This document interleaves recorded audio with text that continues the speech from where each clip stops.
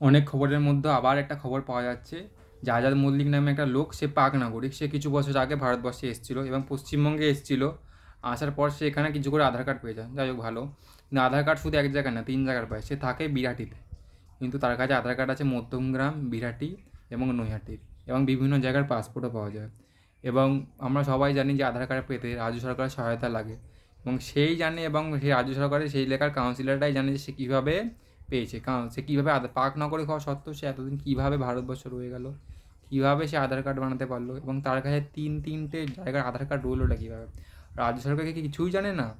যখন এরকম হচ্ছিল, যখন অর্থাৎ সে 3 জায়গায় শুধুমাত্র আধার কার্ড না ভোটার কার্ড রয়েছে, যখন মানে আধার কার্ডের জন্য তার নাম রেজিস্ট্রেশন হচ্ছিলো, রাজ্য সরকারকে কোনো খবর ছাড়াই তার আধার কার্ড বানিয়ে দিয়েছে। এবং বিশেষ করে ভোটার কার্ড বানানোর সময় আধার ভেরিফিকেশন কি ঠিকঠাক হয়েছিল? মানে রাজ্য সরকার মানে এটা কি মানে কী ভাবে নিজেকে, এটা কি এর থেকে বোঝা যাচ্ছে মানে রাজ্য সরকার অন্য কোনো প্ল্যানে চলে। যদি কোনো বিশেষ লোক হয়, সে যদি বিশেষ জাতির হয়, অর্থাৎ তার ভোট ব্যাংকের আন্ডারে পড়ে, তাই সে পাকিস্তান থেকে আসুক, বাংলাদেশ থেকে আসুক, পশ্চিমবঙ্গে সে নিরাপদ।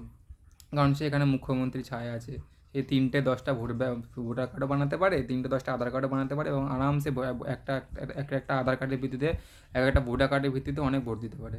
অর্থাৎ বোঝা উচিত যে এই সমস্ত লোকের সংখ্যা যত বাড়বে, আমাদের হিন্দুদের আরও বেশি অসুবিধা হবে। তাই বুঝুন এবং ভোট না রাখার সিদ্ধান্ত নিন। এসব চোরেদের জায়গা পশ্চিমবঙ্গে হচ্ছেটা কীভাবে।